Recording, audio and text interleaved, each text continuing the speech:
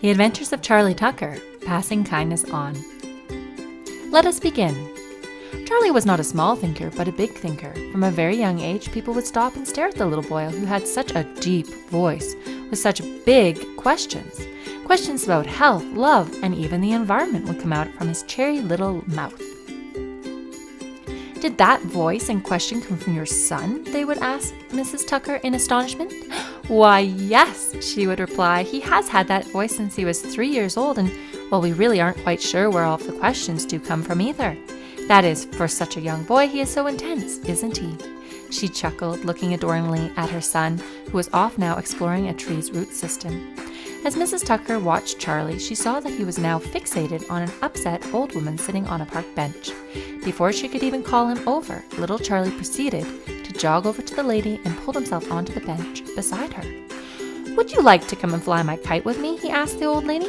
She was now looking intently at the little fellow sitting beside her with such a deep voice. "Why, I am too old to fly a kite," she said in return.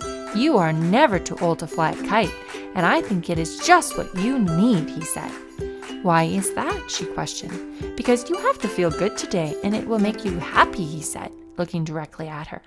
By this time, Mrs. Tucker was now at the bench. "Charlie, you shouldn't disturb this lady," she said, and then she looked at her watch. "Mum, this lady is in need of some happiness, and we're going to fly a kite," he responded.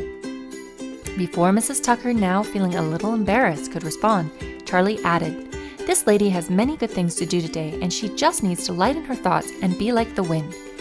"You know, you are right, young man," the old lady replied. "I have been thinking too much, and some fun is well needed," she smiled gently and replied. "Great, let's go over to the field over there," Charlie happily replied. He was now holding the old lady's hand, and the other hand was his big red kite. They were seated to walk hand in hand as his mother watched in awe. After they flew the kite for some time, they hugged and parted ways. The older lady now had a big smile on her face. Later that day, as the old lady walked back through the park, she saw another old lady sitting by herself on a bench. She stopped and kindly asked, "Would you like to join me for tea by chance? You look like you could use a warm cup and some company," she added. The other lady replied, "Oh no, I'm all right, thank you though." After thinking about her earlier experience with little Charlie, the old woman warmly responded, "You are never too old to have new friends. Come, let's have tea." With those kind words, a new friendship was born, and kindness and caring continued forward.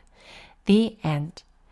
Please stay tuned for next week's Adventures of Charlie Tucker in the series of 5 books with 10 short stories in each. Thank you very much, and please subscribe and like Sustainability Kid. Have a great day. From the author, Crystal Knutson. To you.